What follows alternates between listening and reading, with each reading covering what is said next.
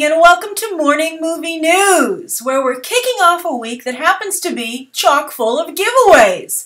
Yes, I have not one, but two giveaways for you this week. The first is going to debut today, and the contest will run through tomorrow. And then on Wednesday, I'll introduce another giveaway. So I'm very happy to have all these goodies for you. And that Wednesday one has a number of items to give away. I have 20 tickets to give away on Wednesday for something to do with Comic-Con. Not Comic-Con tickets to the event, but something that's happening at Comic-Con. I don't want to get anyone's hopes up too high there. But it's still very awesome. So stay tuned for that on Wednesday. But today, I have 3 copies to give away of the Gunman Blu-ray from our friends at DolbyAtmos. The Gunman was mixed with DolbyAtmos sound technology when it played in theaters, and also when it plays in your home. And again, you don't have to have a DolbyAtmos sound system in your home to enjoy the higher quality of sound design. So this is the Sean Penn film, which came out a few months ago. As you might recall from my review, I actually enjoyed it. I thought it was a solid little adult thriller, and I definitely think it's worth watching. And so I know a lot of you didn't see it because The Gunman did not do well in theaters, but here's your opportunity to see it, and to see it for free and own a copy. So since I know a lot of you haven't seen The Gunman, I think we're going to do something a little bit different with this giveaway, where I want you to tweet me your one sentence for why you want to watch The Gunman, right? So what you have to do is tweet me at Grace Randolph, and you have to include the hashtag DolbyAtmos, and then tell me why you want to watch The Gunman. This, of course, is a Sean Penn, Liam Neeson style thriller, and he takes his shirt off a lot, as you might recall from my review of the film. I thought that was something that distracted you from some of the plot story problems, which, hey, whatever works, right? I mean, Sharon Stone has said in the past that she's been told she has to take her shirt off to save a movie. Well, I'm glad to see that Sean Penn is willing to do the same thing. But again, I thought this was a solid film. I actually do recommend that you watch it, so I'm looking forward to seeing your tweets online. So again, you have until the end of the day tomorrow, Tuesday, to tweet me your one sentence as to why you would like to watch The Gunman. And don't forget to include the hashtag DolbyAtmos. And I'll announce the winners on Wednesday along with that other giveaway. Alright, so let's go to the 3 stories of the day. The first is a very businessy story, and I love those. I love the business of movie making, and we have a lot of transparency on this one, which is a nice change of pace, because it's not like the Sony hack where it's like, oh, you know, looking up Sony's skirt, kind of, you know, it's like very embarrassing, a little naughty, but you're like, oh, but it's there. But here, with the Star Trek 3 negotiations, this is just a really great behind-the-scenes story as reported by The Hollywood Reporter. I don't know how they got so much information as to how Paramount was negotiating these contracts, but they did. So anyway, Star Trek 3 is coming together, and they have a little bit of a difficult situation there, and that it's taken them so long to make these movies. So Paramount had a bad situation where, according to California law, you can't keep someone in an employment contract apparently over 7 years, right? They consider that illegal. So when Paramount said, hey, it's time to make Star Trek 3, and they had everybody signed in the cast for 3 films, the first one plus 2 sequels, a lot of the agents, particularly for the actors who had a little bit of bargaining power, thanks to advancements in their career since the first Star Trek, well, those agents were like, I don't have to technically do this 3rd film. My client doesn't technically have to do the 3rd film, so I want more money. All right, so how did Paramount handle that? Well, they could have obviously gone to court, but in Hollywood, that's like a last resort. Because if you get a reputation for being litigious, nobody's going to want to touch you, right? So it was kind of like, I got you, and Paramount's like, so this is Paramount's response, right? So Paramount said, well, to be fair, these movies aren't that successful. I think Paramount categorized them as moderately successful, particularly when you compare them to, let's say, the Transformers franchise, which is also a Paramount. So Paramount was like, meh, you know, your client's not worth that much money because they didn't bring a lot of people into the theater, all right? So this is how they settled it. So I think Paramount, the overall gist of the story is that they did a pretty good job negotiating this because while the actors got a pay raise, particularly Chris Pine, we'll talk about him specifically in a moment, but Paramount only raised the budget by about $10 to $15 million total, covering everybody's salary increases, and they also were able to get Chris Pine and Zachary Quinto to sign on for a 4th film. So that's locked. So the negotiations, a good negotiation is where everybody's a little unhappy, right? That means a true compromise. So it sounds like the legal teams here did a really nice job sorting this out. All right, so Paramount has gotten only a small bump in the budget, 10 to 15 million overall, and they now have Quinto and Pine locked for a fourth film. So what did the actors get? Well, they got a little bit of a pay raise, and we have specifics on Chris Pine's salary. Chris Pine, now it says, got for the first film, the very first Star Trek reboot, got $600,000 to star in that movie. Now remember, these are not Chris Pine's personal take-home. This is before taxes and also, before he pays his team of representatives, his publicist, his stylist, etc., etc., etc., his lawyer.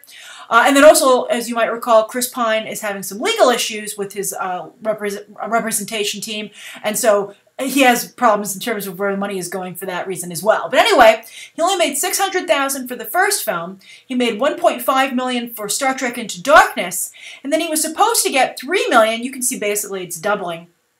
He was supposed to get $3 million for a third film. But because his management team, he was like, people who represent him were like, he doesn't technically have to do a third film. And look, he's a really big star, although I have to say, anyone who can argue that Chris Pine is a huge star today with a straight face after Jack Ryan's box office, like Chris Pine, every penny they take out of Chris Pine's paycheck, they've earned it, definitely. But they were able to get Chris Pine's salary up to $6 million. Maybe they told him what the Warner Brothers deal, the DC deal is that's currently being negotiated. Either the rumor is it's either Steve Trevor or that's just a smokescreen for Hal Jordan. But maybe they went to Paramount and they were like, he's going to be a major DC player. He's worth more money. So they were able to talk Paramount up to a $6 million payday for this third film, Star Trek Beyond potentially, instead of just $3 million. So that's how those contracts came together. So it's interesting to not only get that snapshot of negotiations behind the scenes in Hollywood, but also, that Paramount obviously feels strong enough about the Star Trek franchise that even though they're calling it a moderate success in negotiations, they do want to continue with it.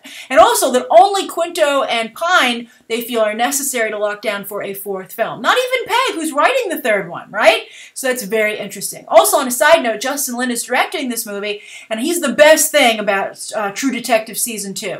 His directing, he's really upped his game. I'm very impressed with directing in True Detective Season 2. It's pretty much the only thing saving what's otherwise just really not good. Largely because the actors this time are either, I think it's a mix of them not being a good fit with the material by Nick Pizzolatto, that they're not a good fit with that kind of writing style, and also it's revealing how little range I think the cast has. Except for Colin Farrell, but Colin Farrell plays roles like this all the time. He could do it in his sleep. So it's just really unfortunate.